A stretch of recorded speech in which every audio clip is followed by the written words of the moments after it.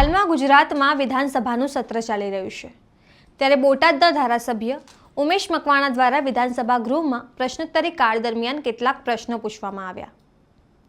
તેમણે બોટાદ જિલ્લામાં તાલુકાવાર કેટલી ગ્રામ પંચાયતોના મકાનો જર્જરિત છે, સાથે જ છેલ્લા 2 વર્ષમાં કેટલી ગ્રામ પંચાયતના નવા મકાન મંજૂર કરવામાં આવ્યા છે જેવા પ્રશ્નો પૂછ્યા હતા। નમસ્કાર, હું છું ચંદ્રિકા પુત્રી નિરાલી। आओ જોઈએ ઉમેશ મકવાણાએ શું કહ્યું।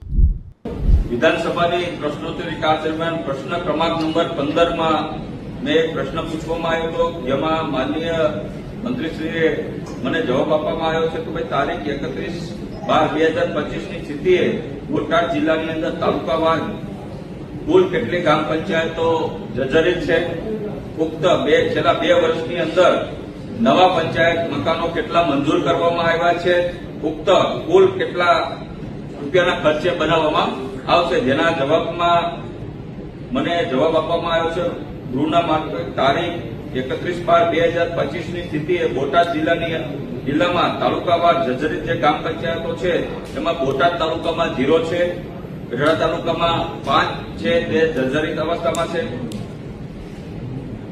બરવાડામાં 0 છે, રાણપુરમાં 0 છે, એટલે ટોટલ 5 જે ગ્રામ પંચાયત કે તાલુકા પંચાયતના મકાનો છે જે જર્જરિત અવસ્થામાં છે, અને સાથોસાથ જે નવા બનાવવાના છે જેની અંદર બોટાદ તાલુકાના 17 ગામોમાં ગ્રામ પંચાયતના નવા બિલ્ડિંગ નવી ડિઝાઇન મુજબ બનાવવામાં આવશે, ગઢડા તાલુકામાં 35 ગામોમાં નવી ડિઝાઇન મુજબ ગ્રામ પંચાયતની બિલ્ડિંગ બનાવવામાં આવશે, બરવાડામાં 4 ગ્રામ પંચાયતની નવી ડિઝાઇન મુજબ બનાવવામાં આવશે, અને રાણપુરમાં 12 પંચાયત ઘર બનાવવામાં આવશે। એટલે કે બોટાદ જિલ્લાની અંદર કુલ 68